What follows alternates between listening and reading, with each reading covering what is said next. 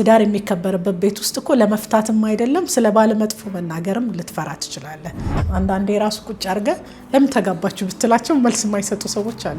ያንን ሁሉ ይሄ የኔነት ነገር ትተ እኛን የሚለውን ነገር ላይ መስራት ካልቻልክ የሚያጣላም በጣም ብዙ ነገር። የፍቺ ሬት በጨመረ ቁጥር ሁሉ የልጆች ትራውማ፣ የልጆች ጉዳት፣ ቁስል በዛው ልክ እየጨመረ ነው። የተጣሉት ሰዎች በተለያየ አይነት ሚዲያ የሚሄዱ ይወራወራሉ ሐሳብ። በቃ የምትታገልለት ሊኖር ይገባል። እሱም ላንተ አንተም ለሱ የምትታገልለት ማንነት ሊኖር ይገባል። ሁለት የተከፋፈሉ ሰዎች አውቃለሁ። ይሄ በጣም ተቺንግ ነው። ባለም ስለራሱ ነው፣ ሚስትም ስለራሷ ነው የምታስበው። ሚዲያ ለትዳር መፍትሄ ሰጥቶ አያውቅም። ቤት ውስጥ ችግር አለ ማለት ልጅ በልጅ ማወቅ ትችላለህ። ልጅ ደስተኛ ከሆነ ቤት ማየት ትችላለህ።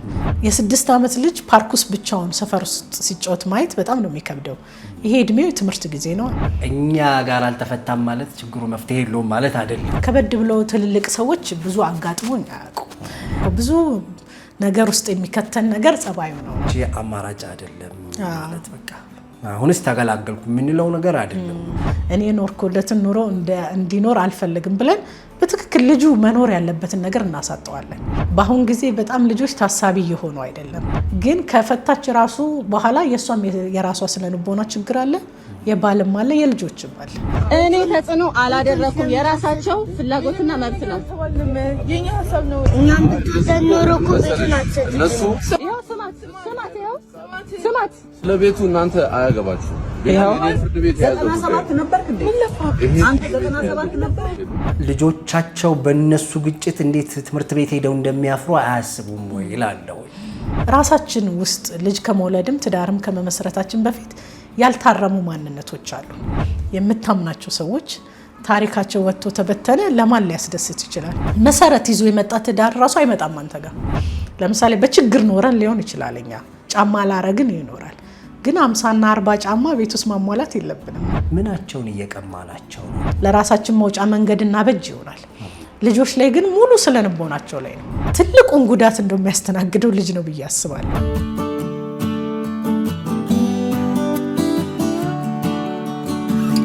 ሰላም ጤና ይስጥልን። የተወደዳችሁ የሌታ ቤተሰቦች እንዴት አላችሁ?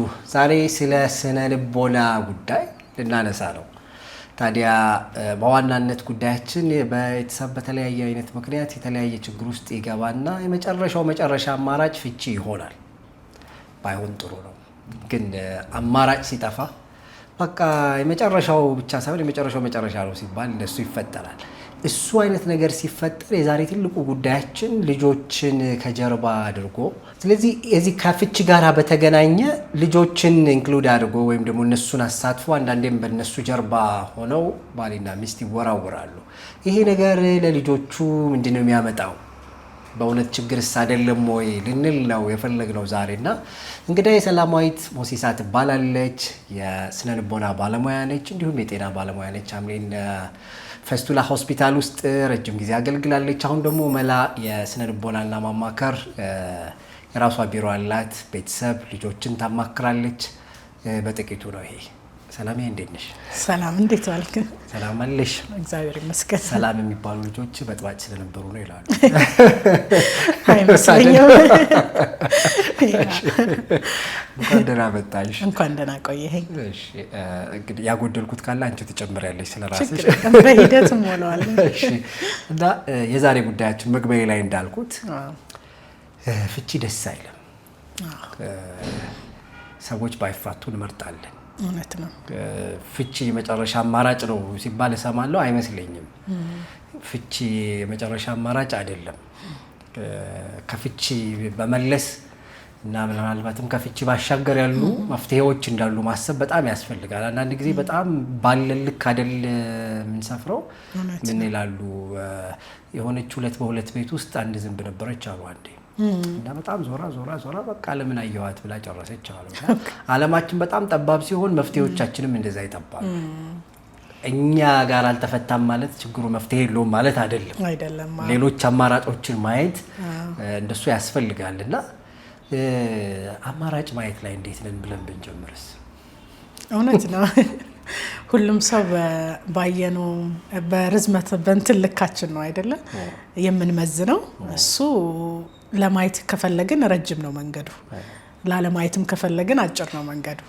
ስለዚህ ማንነታችን ይወስነዋል ማለት ነው። ለዚህ ነው የማንችለውን ነገር እንደ አጋዥ እንጠይቃለን።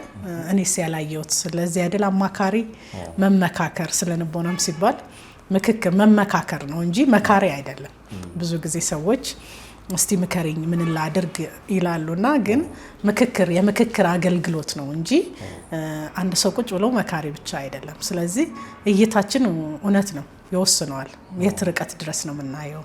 እስቲ አስፍተሽ አስቢው፣ እስቲ አስፍተህ አስበው፣ እስቲ ያላየኸውን ነገር ከሰዎች ኤክስፒሪየንስ መማር ማየት የመጣው ከዛ ልክ ነውና እውነት ነው እይታችን በደንብ ወሳኝነት አለው።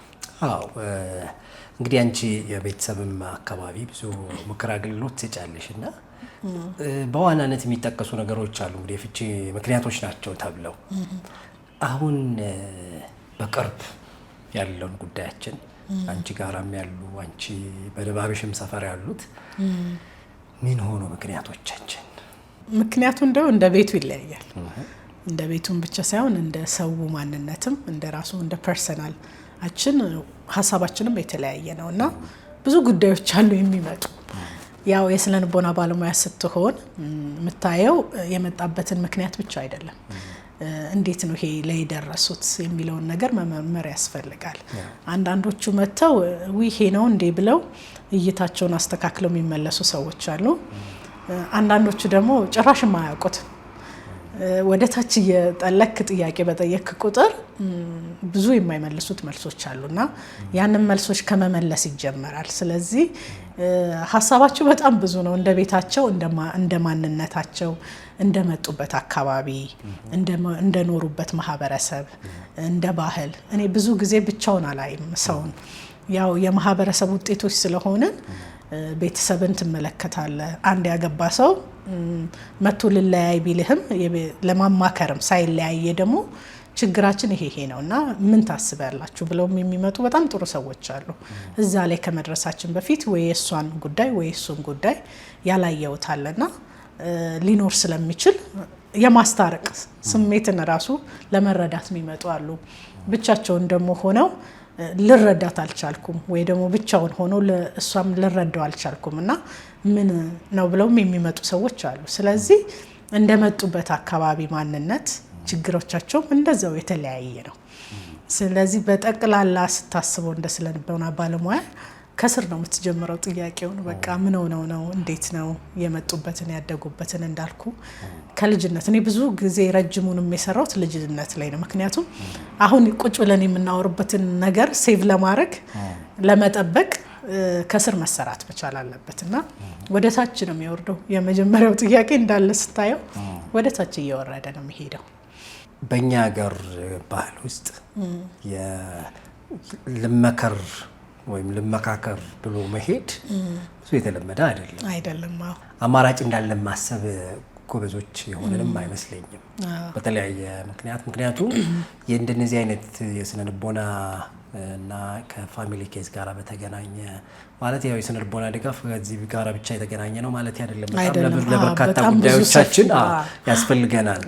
የዛሬ ጉዳያችን እሱ ስለሆነ ብቻ ነው ማነሳውና ከዚህ ጋር በተገናኘ ሰዎች አንደኛ ያለው የግልጽነት ሁኔታ መተን እንደዚህ ሆነናልና ምን እናድርገው የማለት በጣም ታቡ የሆኑ ነገሮች አሉ። አይነኬ ምንላቸው ነገሮችና እሱን እንዴት ነው አንቺ ጋር መተው በግልጽነት የመናገር ምናምን እሱን ግራጁዋሊ እንግዲህ ቀላል ጊዜ አይደለም የቆየሽው እዚሁ ሰፈርና እያደገ ነው ወይ እንደው ምን ይታይሻል እሱ ሰፈር? ጥሩ ነው፣ ምንም አይልም። ብዙ ጊዜ ወጣቶች ናቸው የሚመጡት። አሁን በጣም ብዙ ተጋቢ ወጣት ነውና የሚመጡትም እነሱ ናቸው። አንደኛው ነገር ብዙ የተማሩ ናቸው፣ ብዙ ስለ ራሳቸው ሙቀት ስራ ያላቸው ናቸው፣ ሰፊ ነው ግንዛቤያቸው። ስለዚህ ብዙዎቹ የሚመጡት እንደዛ ናቸው። ከበድ ብለው ትልልቅ ሰዎች ብዙ አጋጥሞኝ አያውቁ። ግን ይሄ ያለው አቬሬጅ አሉ እስከ 40 ዓመት ከዛ በላይ ገጥሞኝ አያውቅም። 40 ቢበዛ 45 ድረስ እንደዛ አይነት ናቸውና አሁን በጣም ጥሩ ናቸው። ሰውን ለመገንዘብ ችግሩ የሱ ነው ብቻ አለ ማለት ብዙ ሰዎች ሰው ላይም ላለመጠቁም ብዙ ኢንከሬጅ ተደርጓል እና ይሄንን በጣም አፕሪሺየት አደርጋለሁ። ምክንያቱም ብዙ ጊዜ ግለኝነት ያጠቃን የለ ለምን ተነካው ቤተሰብ የተነካ ብዙ ነገራችን ሁሉ የራሳችንን ባውንደሪ ሰርተን ነው የምንቀመጠውና የዛን ሰው እንኳን ከምን አንፃር እንደሆነ ንግግሩንም መጥፎም ቢሆን ጥሩም ቢሆን ንግግሩ ከምን ምንጭ እንደመጣ ሁሉ ለማየት ብዙ ጊዜ ኦፕን አይደለንም እና አሁን ጊዜው ጥሩ ነው፣ እየተሻሻለ ነው። ችግሮቻችንም ስለበዙ ግዴታ የችግር መፍትሄ ደግሞ መፈለግ ደግሞ እየገፋን ነው። ስለዚህ ካልቸሩንም ምኑም ብትለው ተጭኖም ቢመጣም ደግሞ ሶሉሽኑን ለመፈለግ ደግሞ ቅርብ ነው። አሁን እየተሻሻለ ነው። ኦኬ ምናልባት የጤናን ጉዳይ ብዙ ጊዜ ስናነሳ አንድ ሰው ጤነኛ ነው ወይስ አይደለም ምናምን ሲባል ታመመ የምንለው ፊዚካሊ የሆነ ወይም አካላዊ የሆነ ነገር አጋጥሞት በጣም ሲበረታበት አልጋ ላይ ሲወድቅ ወይ ሆስፒታል ሲተኛ ከዛ መድኃኒት በመርፌም ይሁን በኪኒን ደረጃ ሲሰጠው አይ ከሌ ታሟል እንላለን። በስነ ልቦና ግን ይሄ አይደለም። ሰው ታመመ ቢባለው በስነ ልቦና ምን ሲሆን ነው? በስነ ልቦና እንግዲህ ታመመ ቢባለው የራሱ የሆኑ ምልክቶች አሉት። ስለ ልቦና ያው አይምሮን የሚያጠና ስነ ባህሪን አይደለ በጠቅላላ ተደርጎ የሰው ልጅ ባህሪውን ተብሎ ኮመን የሆኑ ዋና የምትላቸው ሰው ከሰው ጋር የመግባባቱን ጤናማ የሆነ በደስታ መኖሩን የሚያሳዩ ትክክለኛ ማህበረሰብ ላይ ሰዎች ላይ የሚገለጹ ማንነቶች አሉ። እነዚህ ማንነቶች ከሊሚታቸው ሲያልፉ በጣም ጤናማ ግንኙነት የነበረው ሰው በቃ ምንም ነገር ባልታወቀ ሁኔታ ራሱን ሊያገል ይችላል። ሰው ማየት ማዋራት ላይ ፈልግ ይችላል። ራሱን መደበቅ፣ ራስ በንጽህና የሚመጣ ሰው የነበረ ራሱን መጣል፣ ጸጉሩን በቃ የምታየውን ሰዎች ላይ የምትገነዘባቸውን ነገሮች ሁሉ እዛው ላይ ዊዝድሮ ሲያደርግ ይሄ ስቴብል ከሆነ ላይፍ ፓዝ ውስጥ ሲወጣ ማለት ነው። እነዚህ የራሳቸው ምልክቶች አሉ። እነዚህ የሳይኮሎጂ ህመሞች ስነልቦና ላይ የሚያመጡ ጭንቀት፣ ይሄ ዲፕሬሽን ብዙዎቹ ህመሞች ለኛ ሀገር አማርኛው ራሱ የላቸውም እና ለመግለጽ ራሱ ይከብዳል እና ብዙ ነገር የምታየው ከምልክቶቻቸው ነው ከሚኖሩት ከሁኔታቸው። በጣም ጤናማ የሆነች እናት ወይ ጤናማ የሆነ አባት ወይ ወንድም እህት ከዚህ አይነት ነገር ውስጥ ሲወጣ ቤተሰብ ውስጥ አሃ የምትለው ነገር አለ። ብዙ ጊዜ የሚታየው ሲበዛ ነው። እንደውም የአእምሮ ህመም በጣም በዝቶበት ወይ ራሱን ያገላል፣ ወይ ሰው አታክ ማድረግ ይጀምራል፣ ወይ ቁጣ ይጀምራል፣ ወይ ንዴት፣ ወይ በጣም ኪሎ መጨመር ያልተገባ፣ ወይ ደግሞ በጣም መቀነስ፣ ሱስ መግባት፣ በቃ ደስታን ማጣት። በቃ ምንም ብታረግለት ላይደሰት ይችላል። ብቻ መቀመጥ፣ ክፍል ውስጥ ከብቶ ቆልፎ ሊቀመጥ ይችላል እና በእንደዚህ አይነት ሲምፕተሞች ነው የምታያቸው ምልክቶች የስነ ልቦና ችግር ወይም አእምሮ ጤና ላይ የምትለውን ነገር የሚመጣው። እኔ ብዙ ጊዜ የምሰራው የንግግርን ነው፣ ሳይኮቴራፒ የሚለውን ነገር ማለት ነው። ሳይኮቴራፒውን በንግግር የሚፈታውን አይና ሁኔታዎቹን ሳይ የሚሄድ ከሆነ ለሳይካትሪስት ነው የምለከው ከኔ በላይ እኔ ያኛውን እውቀቱ ስለሌለኝ ይህንን የምትፈታውን ትፈታለህ፣ ከዛ ደግሞ ወደ ሳይካትሪ ሪፈር የምትላቸው። ይሄ ማለት በሚያሳዩት ምልክታቸው ሁሉም ነገር ሊሚት አለው። ያ እየሰፋ በሚሄድበት ጋፕ ነው የምታየው እና በሚያሳዩት ምልክቶች፣ ንግግሮች ዴይ ቱ ዴይ ላይፋችን አይደለም የተንጠቀን የምናረገው ነገር ሁሉ ፋክሽኑን እያጣ ይመጣል። መስራት፣ መውጣት፣ ማግኘት ሁሉ በቃ የሰው ልጅ ለመኖር የሚያደርጋቸውን ነገሮች ሁሉ ከዛ ራሱን ወደ ታች እየወሰደ ሰው ካለ ጥያቄ ውስጥ ሰው ሁሉ አጠገቡ ያለውን ሰው ኤግዛማይን ማድረግ አለበት ብዬ አስባለሁና ምልክቶቹን በደንብ በትኩረት መመልከት ነው። እንደውም ብዙ ጊዜ ሰው የአእምሮን ጤና አሁን በየቦታው በየሚዲያው እየተነገረ ስለሆነ ነው እንጂ ብዙ ሙቀት የለውም። በቃ ደብሮት ነው፣ አስጠልቶት ነው፣ አይ በቃ እሱ ጸባዩ ነው እንዳልከው ብዙ ነገር ውስጥ የሚከተን ነገር ጸባዩ ነው እና በትኩረት መመልከት ቢቻል እነዚህ ነገሮች ብዙ ሰዎችን ማዳን ይቻላል። ምክንያቱም እንደ ማንኛውም በሽታ ነው፣ የሚዳንም ነው። ስለዚህ እንደዚህ አይነት ምልክቶችን በማየት ነው የሚታወቀው ከስነ አእምሮ ጋር ከስነ ልቦና ጋር በተገናኘ። ምናልባት እነዚህ ነገሮች ስናነሳ እንግዲህ የግለሰብ አንዱ ጤንነት ነው አይደል? ከዛም በኋላ ቤተሰብ ጋራ አሁን የምናነሳው ርዕሰ ጉዳይ ጋራ ከዛ ቤተሰብ ጋራ ሄድና ከዛ ቤተሰብ ጋራ ሲሄድ ባልና ሚስት ግንኙነት ከዛ ወደ ልጆች ደግሞ ይመጣል። እውነት ነው። እና ቅድም እንዳልነው ፍቺ አማራጭ አይደለም ማለት በቃ አሁንስ ተገላገልኩ ምንለው ነገር አይደለም። አንዳንድ ሰዎች እንደውም እንደሱ ብለው በቃ እንትን በይውና ተገላገይ አይነት ነው ማለት እንዲህ አይነት በጣም ምክር የሚያስፈልጋቸው ራሳቸው መካሪዎች ጤነኛ አይደሉም ማለት እነሱ ራሱ ቁጭ ብለው መመከር ያለባቸው ማለት ከማንም እንደምንሰማ ማወቅ ስላለብን አንዳንድ ጊዜ መማር ያለባቸው ሰዎች ሲያስተምሩ በጣም አደገኛ ነው እንደ ማህበረሰብ ስለሚጎዳ ማለት አሁን ሚዲያው እጃችን ላይ ነው ሁሉም ሰው ፈልገውን ማለት ይችላል ትክክል እና ከማን እንደምንሰማ መጠንቀቅ በጣም ያስፈልጋልና እንደነሱ አይነት ጩኸቶች እንሰማለን ማለት በቃ አንቺ እኮ ብቻሽን በራስሽ መኖር ትችያለሽ አንተ እኮ ያለሷ መኖር እኮ ትችላለህ እስቲ ማማየት ነገርና እንደዚህ አይነት ነገሮች በጣም ያውካሉ አይደል? አዎ ነው። እነሱ እንዴት ነው በጣም ያውካሉ። ምክንያቱም ሰዎች መልካም ነገሩ ሁሉ በጣም ለትልቅ ነገር እንደሚያጨን ሁሉ መጥፎ ያልሆኑ ቃላቶችም ደግሞ ወደማይሆን ነገሮች ይከቱናልና አሁን ብዙ ጊዜ ሚዲያው እንደውም ወጣ እንጂ ቤተሰብ ውስጥ የሚነገሩ ንግግሮች አሉ ያልሆኑ ንግግሮች ልጆች ላይ የሚሰጥ ትዳር ላይ የሚሰጥ ሰጀሽኖች አሉ። ምክንያቱም ሰው በጣም እኛ ሀገር ከማህበረሰብ ካኗኗር ነው መሰለኝ ብዙ ጣልቃ ገብነት አለ። ይሄ ለብቻ የተባለ ይሄ ኳሊቲ ኦፍ ላይፍ ይሄ ትዳሬ የኔ ነው ብለ የምትመራው ነገር ብዙ አይታይም። ምክንያቱም የተሳሰረን ማህበረሰቦች ነን። ይሄ መመካከሩ መደጋገፉ እንዳለ ሁሉ ደግሞ ይሄ ሊሚቱን ሲያልፍ ማወቅ መቻል አለብን። እኛ ቤት ውስጥ ሊገባ ያለው ንግግር ምንድነው? ልክ ቤትህን በቃ ለማሳመር እንደምትሆነው ሁሉ ቤት ውስጥ የሚገባውና የሚወጣው ነገር መታየት መቻል አለበት። ግንዛቤ ውስጥ መከተት መቻል አለበት እና ሰዎች ሲናገሩን የቱን ነው መሰማው? እንደ ቀልድ ብዙ ጊዜ እንደውም በልማድ ነው የምንኖረው። ይሄ ኢትዮጵያ ውስጥ በጣም በልማድ ይሄ በቃ ከመኖር አብሮ ካልቸር ምናምን ከማሳለፍ ተዋህደናል እና በልማድ የሚነገሩ ነገሮች ሁሉ አእምሮአችን ውስጥ ተሰብስበው የምናቀለውና የምናከብደው በዛ ልክ ነው። ትዳር የሚከበርበት ቤት ውስጥ እኮ ለመፍታትም አይደለም ስለ ባለ መጥፎ መናገርም ልትፈራ ትችላለህ። እንደዛው ስለ ሚስትም መነገር ልትፈራ ትችላለህ። ምክንያቱም ክብር መሆኑን ከቤቱ ያየ ሰዎች አሉና በዛው ልክ ደግሞ ከቀለለም እንደ ቀላል የመታየቱ ነገር ይታያልና ሁሌ ይሄ የሚነገሩት ነገሮች በጣም ኢምፓክት አላቸው። ምክንያቱም አእምሮ ራሱ የንግግሮች ውጤት ነው። ለራስ የምትነግረውን ከውጪ የምትሰበስበው ማንነት ውጤት ነው። ሰዎች በራሳቸው መቆም የሚችሉት ላላቸው ህልማቸውን ቪዥናቸውን ይሄ ለነገ ራያቸውን የሚመራቸው ሁሉ ራሳችን ውስጥ የምናካሄደው ማንነት ነው። ምን ሰጠው ቫልዩ ለራሳችን የምንሰጠው ዋጋ ብቻችንን ከለር ሊኖረን ይገባል። አሁን ብዙ ጊዜ እንዳልኩክ ስለነሱ ቢያወሩ ብታይ ፉክክር ያለበት አለ።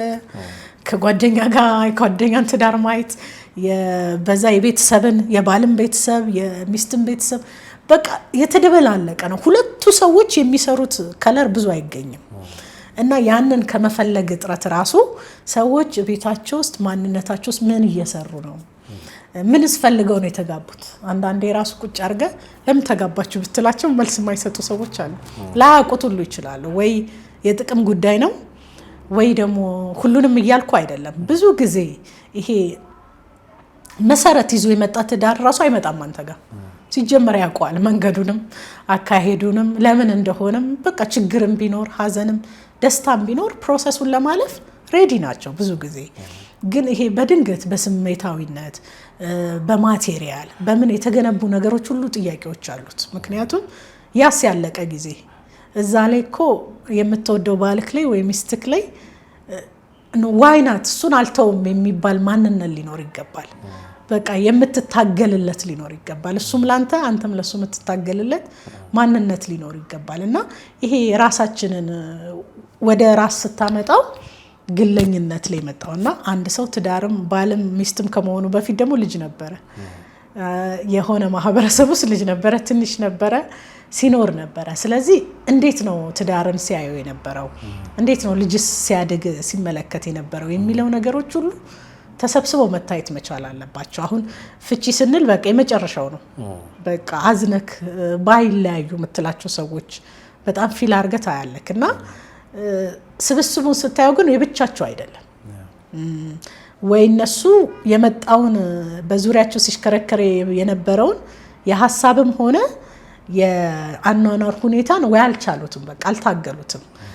ወይ የራሳቸው የሚሉት ነገር አልመሰረቱ ሲፈለግ ሲል በብዙ ነገር ነው ይሄን የተመሰረተውና እዚህ ላይ የሚደረሰው ከስር ብዙዎቻችን ራሳችንን ያላሸነፍናቸው ቅድም እንዳልኩ ስናወራም ነበርና የራሳችን ማንነቶች አሉ የመጣንበት ይሄ ራስን ከመግዛት የምንወደውን የምንፈልገውን ከማወቅ ብዙ ጊዜ እንደው ልጄ የማይሆን ትምህርት ቤትን ያለፍኩበትን እንዲያልፍ አልፈልግም እኔ ኖርኩለትን ኑሮ እንዲኖር አልፈልግም ብለን በትክክል ልጁ መኖር ያለበትን ነገር እናሳጠዋለን ለምሳሌ በችግር ኖረን ሊሆን ይችላልኛ ጫማ ላረግን ይኖራል ግን 50 እና 40 ጫማ ቤት ውስጥ ማሟላት የለብንም ምክንያቱም ችግር ራሱ በራሱ ማንነትን ይሰራል በቃ ኒድ አለው አስፈላጊ ነው ምቾትን አታቆም ካለ ችግር ውጪ አይደለ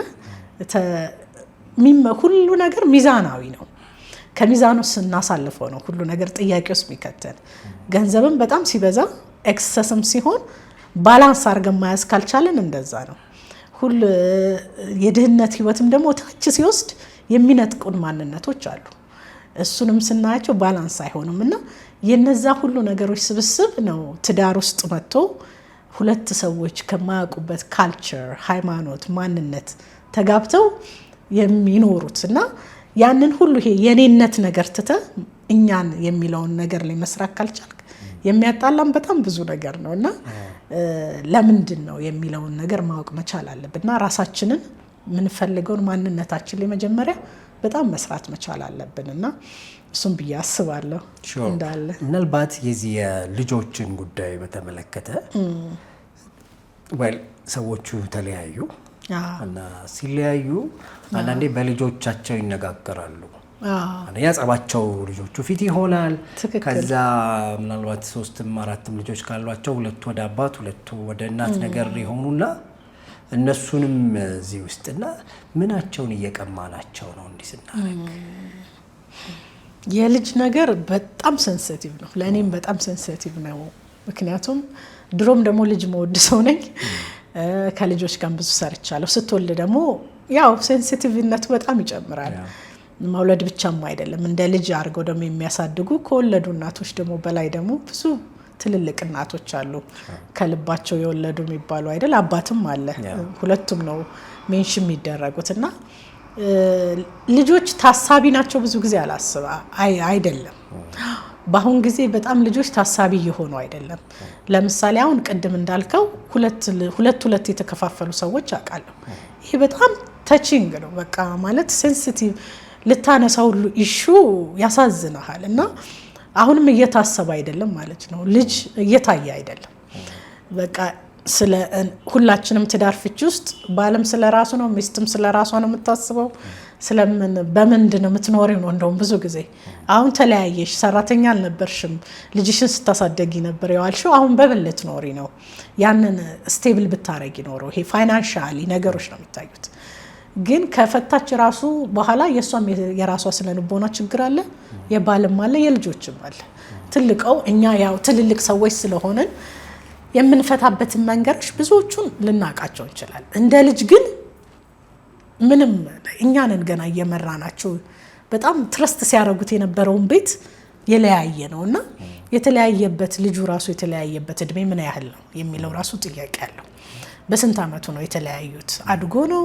ቲኔጀር ሆኖ ነው 5-6 አመት ሆኖ ነው የሚያስታውስ እድሜ ላይ ነው ወይስ ማያስታውስ እድሜ ላይ ይሄ ሁሉ ጥያቄ አለው ምክንያቱም ልጅ በእያንዳንዱ የህይወት እርከን ውስጥ በእያንዳንዱ ወራት ጊዜያቶች ሁሉ ውስጥ የራሱ ጥያቄ አለው የራሱ ዴቨሎፕ ያረጋ የሚሄደው ፕሮሰስ አለው ከዛ ፕሮሰስ ነው የምትነጥቀው ለምን በቃ አሁን ለምሳሌ ከ0 እስከ 1 አመቱ ምን እንደሚሆን ከ1 አመቱ እስከ 2 አመቱ ምን እንደሚሆን እንዲህ ያለ እያንዳንዱ እድሜው ላይ አለው ራሱ ስለዚህ ይሄንን አይነት ነገርስ የሚያየው ምን እድሜው ላይ ነው የትኛው እድሜ ልስ ይሄን ነገር ማመዛዘን ይችላል መለያየትን ፍቅር ማጣትን መጎዳትን ምን እድሜ ላይ እንትን ሊል ይችላል የሚለውን ነገር ሁሉ ታሳቢ ያናረገው በቃ የምናስበው እኛና እኛ ነን ስለ ሁለታችን ነገር ብቻ ነው የሚታሰበውና ልጅ በጣም አሁን ላይ በጣም ጉዳት እየደረሰበት የፍቺ ሬት በጨመረ ቁጥር ሁሉ የልጆች ትራውማ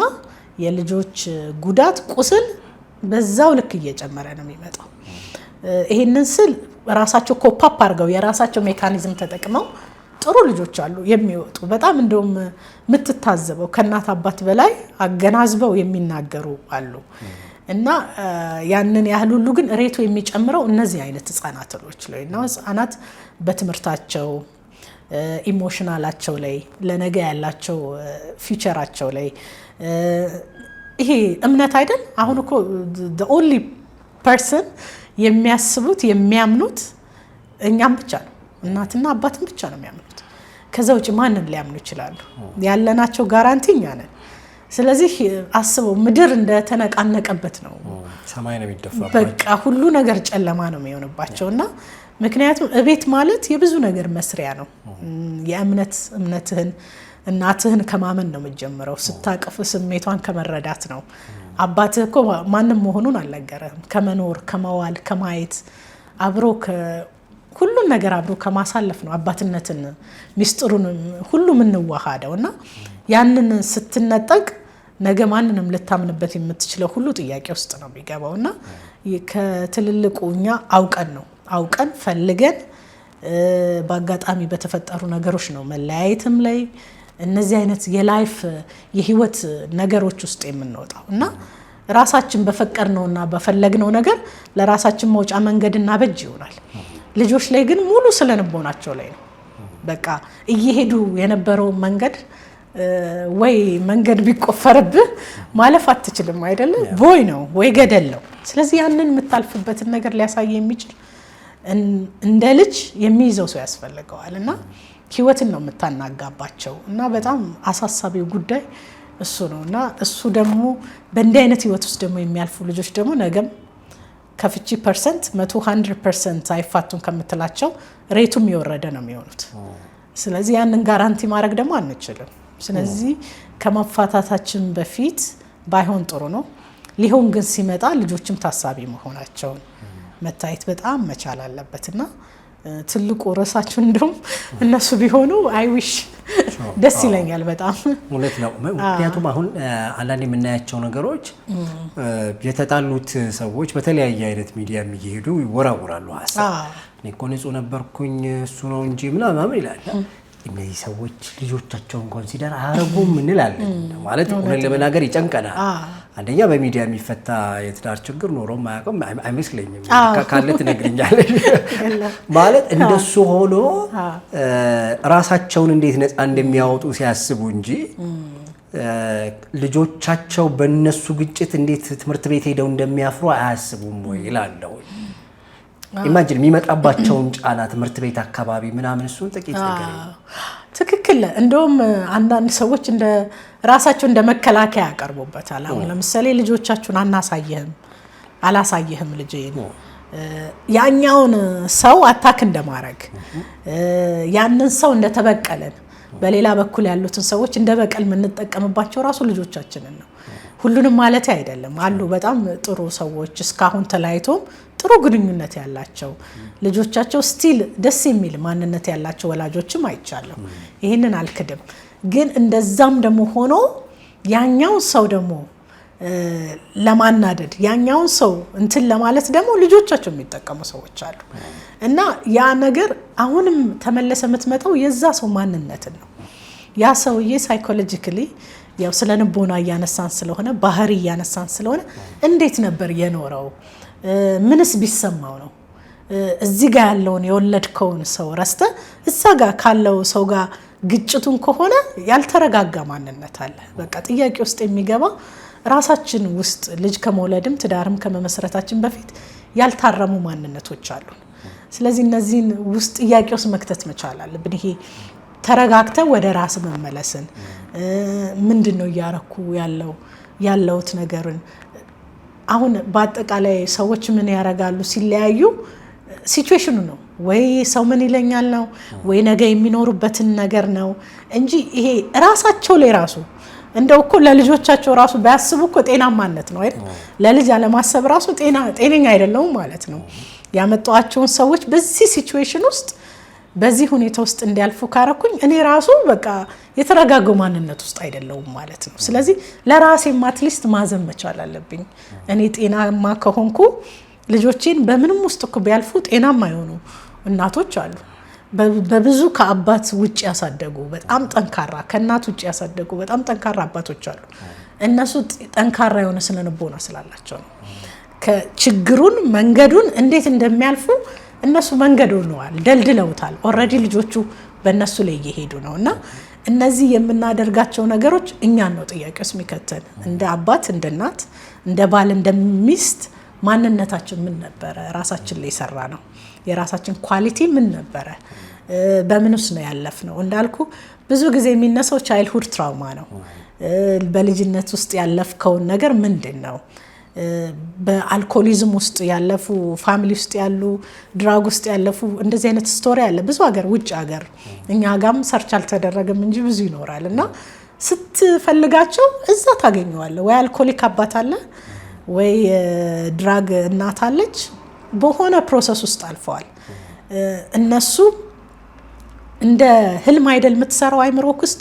ከዛ ስታደርገው አታውቀውም፣ ግን ተመልሶ ሲፈለግ የሆነ ጊዜ ላይ ህይወትን የሚነካው ነገር ነው። ግን እንዳልከው ነው አይምሮ ውስጥ እየተቀመጠ የሆነ ጊዜ እየመነዘረ ነው የሚኖረው። ልክ ባንክ ውስጥ ዲፖዚት እንደምታደርገው ነው። ሀሳብም ንግግርም ማንነትም ያስቀመጥክ ከሆነ ሪሶርስ ፉል ከሆነ ትጠቀመዋለህ።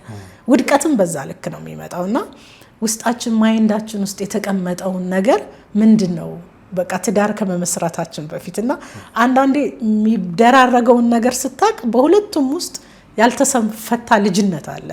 በቃ ያልታከሙ ማንነቶች አሉ። እንደዚህ እንደ ቀልድ ሆነን የሆነ ሲቹዌሽን የሚያነሳሳቸው እንደ መቆስቆስ እሳቱ ውስጥ ሊጠፋ ነው ቆስቆስ አድርገው ስታደርገው የሚያነደው ፍሪክሽን ነገር አለና ሰዎችም ውስጥ ያንን ነገር ሊጠቀሙበት የተያሉበት ነገር ካለማስተዋል ካለፉበት ማንነት ውስጥ የራሳቸው ያልተጠኑ ያልታከሙ ማንነቶች አሉ ብዬ አስባለሁና አክሽኖቹ ሁሉ ተሰብስበው ከመታየታቸው በፊት እነሱ ራሳቸውን የመፈተሻ መንገድ መታየት አለበትና በዛ ምክንያት ነው ልጆች በዚህ ውስጥ ደግሞ ተጠቂ ይሆናሉ። ሌላ አንዱን ስታነሳ ብዙ ጄኔሬሽን ነው የምታበላሸው።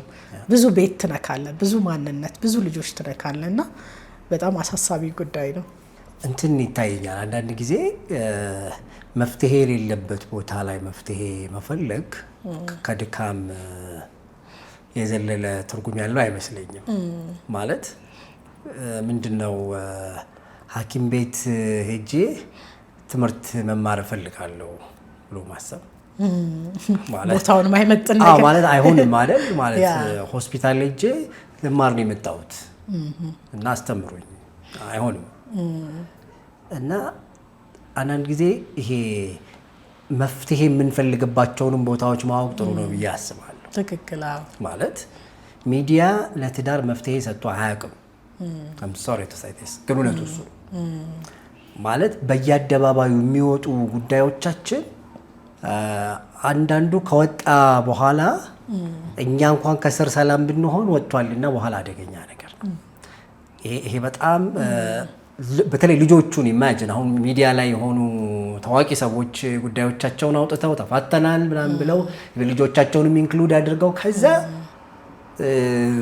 ማለት በዛው ቀጥሎም ሊሆን ይችላል ወር ደግሞ ተስተካክሎም ሊሆን ይችላል። ግን ሰው ጋር ስቲል ያለው ነገር የነበረው ግጭት ነው። ልጆቹ ትምህርት ቤት አላቸው፣ ልጆቹ ሰፈር ጓደኛ አላቸው። እዛ ሲሄዱ የሚደርስባቸውን ነገር አለማሰብ ጤና አይደለም ብዬ ነው ማሰብ። እሱ ጫና አይታይሽም? በጣም አለ እንጂ እንደውም ትልቁ ጫና እኮ ልጆች በጓደኞቻቸው በትምህርት ቤት ከሚደርስባቸው። ምክንያቱም ትልቅ ስትሆን ህይወትክ ስራ ነው፣ ከዛ አለ ፕሮሰስ። ልጅነት ራሱ በልጅነት የሚሰጥ ማንነቶች አሉ።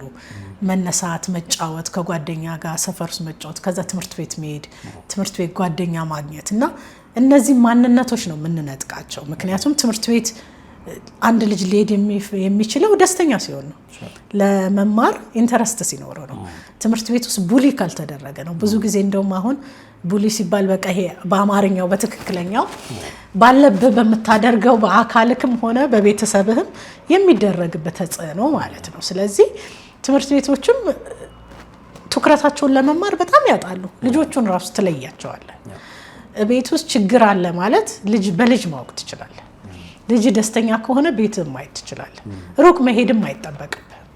በንግግራቸው ውስጥ ማየት ትችላለህ። በጨዋታቸው ውስጥ ከጓደኛቸው ጋር ባለው ኢንተራክሽን ሁሉ ልጆቹን ታያቸዋለህ። ስለ አንድ ቤተሰብ ለመናገር ልጅ ይዘው ቢመጡ እኔ ልጁን ብቻ በማየት እነሱን ታውቃቸዋለህ። ምክንያቱም ያን ያህል መገለጽ ስለሚችል ነው። ልጅ ትምህርት ቤት የሚሄደው ደስተኛ የሆነ የአስተማሪ ቅርርብ የልጅ ቅርርብ ስላለ ነውና ትምህርት ቤት ውስጥ ያውቃሉ፣ ይነገራል። ሚዲያ ላይ ያሉ ሰዎች ደግሞ በደንብ ይሰማል። ተጽዕኖ ቀላል አይደለም። ትምህርት ቤት ውስጥ እንኳን የሚሰድብህ እንኳን ልጅ ቢኖር እንዴት ነው አልሄድም ነው የምትለው። በልጅነት እንኳን ያን ያህል የቤተሰብ ነገር ገኖ በህይወት የምትወዳቸው ሰዎች የምታምናቸው ሰዎች ታሪካቸው ወጥቶ ተበተነ ለማን ሊያስደስት ይችላል? በጣም ትልቅ ጫና ነው። ትምህርታቸው ላይ ጫና አለ። ትምህርታቸውን ይጠላሉ። ሳይኮሎጂካሊ በጣም ዲፕረስድ ይሆናሉ። የልጅ ዲፕሬሽን እና ከዛ አልፎ ደግሞ ሰፈር ውስጥ ራሱ ሲጫወቱ የነሱ ቤት ነው። ቤትም መጥቶ ልጅ ያደንቃል። ጥላቸውንም በዛው ልክ ነው የሚገልጸው እና ያንን ነገር እንዴት ላያዩ ይችላሉ? በጣም ከባድ የሆነ ተጽዕኖ ነው የሚደርስባቸው እና እንደውም አንድ ያጋጠመኝ የሆነ ሌላ የራሴ እንትን ላይ ነግሬ ያውቃለሁ እና ልጁ በቃ ሲለያዩ ሰፈር ውስጥ መዋል ጀመረ። የ6 ዓመት ልጅ ነው። ትምህርት ቤት አይሄድም። በቃ አይሄድም። የ6 ዓመት ልጅ ፓርክ ውስጥ ብቻውን ሰፈር ውስጥ ሲጫወት ማየት በጣም ነው የሚከብደው። ይሄ እድሜው የትምህርት ጊዜ ነው። በጣም ቆሽሾ ቁጭ ብሎ የሰፈር ሰው ምግብ እየሰጠው ማየት በጣም ከባድ ነው እና ግን ልዩነቱ መለያየት ነበረ። የእናት አባቱ ስለተለያዩ እሱ ከአባቱ ጋር ቀረ፣ ሴቷ ከእናቷ ጋር ሄደች እና ረጅም ጊዜ ነው የምታየው እና አካባቢ ያለው ሰው ሁሉ ታሪኩን ያውቃል። እሱም ሲነግርህ ታሪኩን ይነግርሃል። በቃ እንደዚህ ሆኜ ነው። እቤት ያሉት የሚይዙት ሰራተኛ በትክክል አይዘው፣ ምግብ በትክክል አይሰጠው። የአካባቢ ሰዎች ነበር ምግብ የሚሰጡት እና በጣም ደግሞ የሰለጠነ የምትለው አካባቢ፣ በገንዘብ ችግር የሌለበት አካባቢ ማየት ይሄንን ምንድን ነው የጎደለው ስትል ጥያቄው ሌላ ነው የሚሆነው። ስለዚህ ይሄ ልጅ በዚህ እድሜው ተማሪ ትምህርት ቤት ሲሄድ በ6 ዓመቱ መታቀፍ ባለበት ጊዜ እንደዚህ ወድቆ ማየት በጣም ሴንሲቲቭ የሆነ ነገር ነውና በቃ ትልቁን ጉዳት እንደሚያስተናግደው ልጅ ነው ብዬ አስባለሁ። ምክንያቱም ለምንም መልስ የሌለው ጊዜ ነው። መልሶቹ የሚያገኘው ከወላጆቹ፣ ከአካባቢው፣ ከማህበረሰቡ ነውና ምንም መንገድ መሄድ የማያውቅን ልጅ በዚህ ሁኔታ ውስጥ መተው በጣም ይከብዳል። አሁን አይታሰብ ይሆናል። በቃ ያድጋል፣ ልጅ ነው። ግን ቲኔጀር ደግሞ ሲሆን ይሄ ራሱ ነው ራሱ እኮ አይደል በጣም ተመልሶ ራሱ ይሄኛው ሌላ ትራውማ ነው ላይፉ ላይ እና ምናልባት መጨረሻ ላይ ያጠፋውን ልናይ ይችላለን። ይሄ ልጅ ሱስስ ቢገባ ጠጪ ቢሆን ወይ ጎዳና ለመውጣት ቀላል ቢሆን ይሄ ልጅ ኦልሬዲ በ6 ዓመቱ ወጥቶ አይቶታል። ስለዚህ የልጆች ነገሮች ይሄን ያህል ድረስ ይደርሳሉ። ከትምህርት ቤት አልፎ ማህበረሰብ ላይ አካባቢ ላይ አሁን እያየክ ነው፣ ጎልቷል ማለት ነው። ሰዎች ከቤታቸው አልፎ አካባቢ ላይ ልጆችም እንደዚህ እስከ መውጣት ራሱ ደርሷል እና በጣም ከባድ ነው። ማጠቃለያ ሀሳብ እናንሳ። መቼስ እንደነዚህ አይነት ነገሮች ሲሆኑ ቅድም እንዳልሽው የመጀመሪያ እንግዲህ ያልተሰራ ማንነት፣ ከዛ ያልተሰራ ቤተሰብ፣ ከዛ ልጆቹ ጋር የሚተላለፍ ነገር ነው የሆነው። ምን እናርግ? ትልቅ ጥያቄ ነው። እንደ ስለንቦና ባለሙያነቴ እንደገና ደግሞ ካለፍኩም ከህይወት ኤክስፒሪየንስም ደግሞ ብዙ ሰዎች መማር አለባቸው ብዬ አስባለሁ። ሰው ስላወቀ ወይ ደግሞ የአንድ ሞያ ባለቤት ስለሆነ ብቻ ችግሩን መፍታት ይችላል ማለት አይደለም። በስለንቦናም እኮ አምኖ ፈቅዶ የመጣን ሰው ነው መንገዱ የምታሳየው። ካላመነ ካልተቀበለ ለመለወጥ ከባድ ነው። ምክንያቱም ረጅም እድሜውን የገነባው ማንነት በዚች በአንድና በ2 ሰዓታት ውስጥ ትቀየራለች ማለት ከባድ ነው። ነገር ግን የራስ ለውጥ ካለ ስህተትን መቀበል ካለ አዎ ስህተት ነው ይሄ ያለ ብሎ መቀበል ከተቻለ ለመለወጥ ደግሞ በጣም ቅርብ ነው። ስለዚህ ሁላችንም ራሳችን ላይ መስራት መቻል አለብን። የሚወጣውን ይሄ አንዷን ነገር ብቻ ማየት ትክክል ነው ብዬ አላስብም። ያንን ስብስቡን የአንድ ነገር ስብስብ ነው በቃ ወጥቶ ጎልቶ እየታየ ያለውና ራሳችን ላይ መስራት ብንችል ችግሩን ከመፈጠሩ በፊት ምንድነው ብለን ቤተሰብ ስንሰራ ትልቅ ስራ እንደሆነ ልጅን ስናሳድግ በጣም ትልቅ እንደሆነ ትዳራችን ራሱ ስራ ያስፈልጋል። ዴይ ቱ ዴይ ሰው አይደለም። ሰው ደግሞ በተፈጥሮ ደስታው ውስን ነው፣ ሁሉ ነገር ውስን ነው፣ ስልቹ ባህሪ ነው ያለው። ስለዚህ ቤትም ይሰራል በትክክል ሰው አሁን ገንብቶበት አሳምሮበት ኢንቴሪየር ዲዛይን ሰርቶ ስለሚገባበት ቤት ይጨነቃል። ይዞት ስለሚገባው ቤተሰብ ግን አይጨነቅም። ስለዚህ ይዘነው የምንሰራው ትዳራችን ላይ መስራት መቻል አለብን። ሁሌ ምግብ ኩክ እያደረግን ቆንጆ ቆንጆ ምግብ ቆንጆ ልብስ ለመልበስ አይደል ሁሌ የምንሰራው፣ ትዳር ላይም እንደዛ መሰራት አለበት። አንዱ ያንዱን ጎን በስሜት መረዳዳት መቻል አለበት። ሁሌ ይሄ ፊት ለፊት የሚወጣውን ባህሪ ብቻ ሳይሆን ወደ ኋላ ደግሞ ተመልሶ ምን ሊሆን ይችላል፣ እንዴት ነው የምንተጋገዘው፣ ባላንስ ባረገ ሁኔታ ማለት ነው። እሱን አይቶ በቃ ራስ ላይ መስራት ሁሉም ላይ መስራት ነው።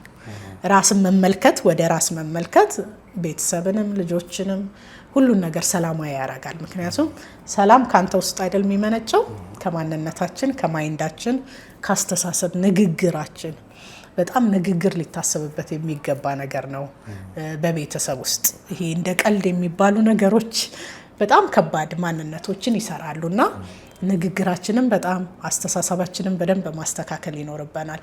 እንደ ህብረተሰብ ደግሞ ያው ቤተሰብ ደግሞ ሲመጣ አካባቢ ያለ ሁሉንም ደግሞ የምንኖርበትን ደግሞ እንዳልከው ሚዲያም አለ፣ አካባቢ ሰጀሽን አለ፣ ቤተሰብ አለ፣ ጎረቤት አለ። ሁሉም ሰው አስተያየት ሰጪ ነውና የምንቀበላቸውን ነገሮች ደግሞ ምንድነው ብለን ማየት መቻል አለብን። ይሄ የራሳችን ከለር ቤታችንን መስራት ሁሌ ይሄው ሰው የራሱ ነገር ሊኖረው ይገባል ነው። ይሄ ራስ ወዳድነት ሳይሆን በቃ ቤተሰቤን መጠበቅ አለብኝ፣ ፕሮቴክት ማድረግ እስካለብኝ ድረስ የምቀበለው የማልቀበለውም ነገር አለና ትክክለኛ ይሄ አብሮ መኖርን በደንብ ዲፋይን ብናረገው የት ድረስ ነው የምናስፈልገው፣ ምንድነው የምንለው። እንደገና ደግሞ ይሄ ባህላችንን የራሳችን ሁሉም የሚጣሉ አይደለም፣ ከውጭም ደግሞ ሁሉ ነገር የምትቀበለውም አይደለም። ስለዚህ የሚበርዘንን ማይበርዘንን ማየት መቻል አለብን። አለዛ ሁሉም ነገር ቶክሲክ ነው አይደል? ውሃና እንትኑን ለይተህ ካልጠጣክ ማያመጣው ጉዳይ ሰፊ ነው፣ ችግር ነው። ስለዚህ ራሳችንን ብንሰራ አክምን ሆነውን ነገር ብናይ በጣም ለልጆች ትኩረት መስጠት እንዳለብን ልጆች ላይ ከሰራን በጣም ብዙ መንገዳችንን በቃ የህይወት ትልቁን መንገድ እንደ ሄድን ነው ማስበው። ስለዚህ ህብረተሰብን መመልከት፣ ልጅን መመልከት፣ ከዛ ደግሞ ሁሉም ሰው የኛ ሀገር ህብረተሰብ ባህላችን ከእምነት ጋር በጣም ይያያዛል እና እምነት ራሱ ምን ሊድን የሚያደርገን በጣም ትክክለኛው ፓዝ ላይ ነውና ሁሉም ባለው እምነት ለቤተሰብ መስራት እንዳለብን እንዳልኩ ቅድም ያው ራሱን ከገዛ ጦር ከመራ ራሱን የገዛ ይበልጣል እንደሚባለው ሁሉ ራስን መግዛት ትልቅ ለቤተሰብም ለማህበረሰብም ለሀገርም ትልቅ ነገር ስላለው ራሳችንን በስለንቦና አይምሮአችንን ጠብቀን ለመኖር ከአሰብን ከእንደዚህ ነገሮች ሁሉ መጠበቅ መቻል አለብን። እያንዳንዱን ነገር በጥንቃቄ ነው መኖር ያለብን ብዬ አስባለሁ። አመሰግናለሁ። በጣም እናመሰግናለን ሰላም ሞሲሳ ስለነበረን ጊዜ በጣም ነው የምናመሰግነው። ተመልካቾች ሀሳቦቻችን እነዚህ ነበሩ።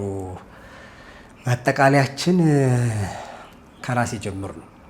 የትኛውም ችግር እዛ ምናምን ብለን ከመጠቆማችን በፊት እኔስ ለጉዳዩ ምንድነው እያበረከትኩ ያለሁት አስተዋጽኦ፣ ስለዚህ እንዴት ራሴን ላስተካክል ብሎ ማሰብ የበለጠ ትርጉም ያለው ነገር ይሆናል። በተለይ ወላጅ ስንሆን ደግሞ ቤተሰብ ስናስተዳደር ባልም ይሁን ወይም ደግሞ ሚስትም ትሁን ኃላፊነታችን ከኛ ባሻገር ለወለድናቸው ልጆች መሆኑንና በመናረጋቸው እንቅስቃሴዎች የኛን ህይወት ብቻም ሳይሆን የልጆቻችንንም ህይወት ደግሞ ታሳቢ ያደረገ እንቅስቃሴ ማድረግ ነገ ህይወታቸውን የተስተካከለም ወይም ደግሞ እከል ያለበትም ደግሞ ሊሆን ይችላል። ይሄን ኃላፊነት በአግባብ እንወጣ። እግዚአብሔር ልጆችን ሲሰጠን በኃላፊነት ባደራን የሰጠን፣ ስለዚህ እሱን ማድረግ በጣም የሁላችን ኃላፊነት ይሁን ብለናል። እናመሰግናለን። በቀጣይ በሌላ ሀሳብ እንገናኛለን። ሰላም።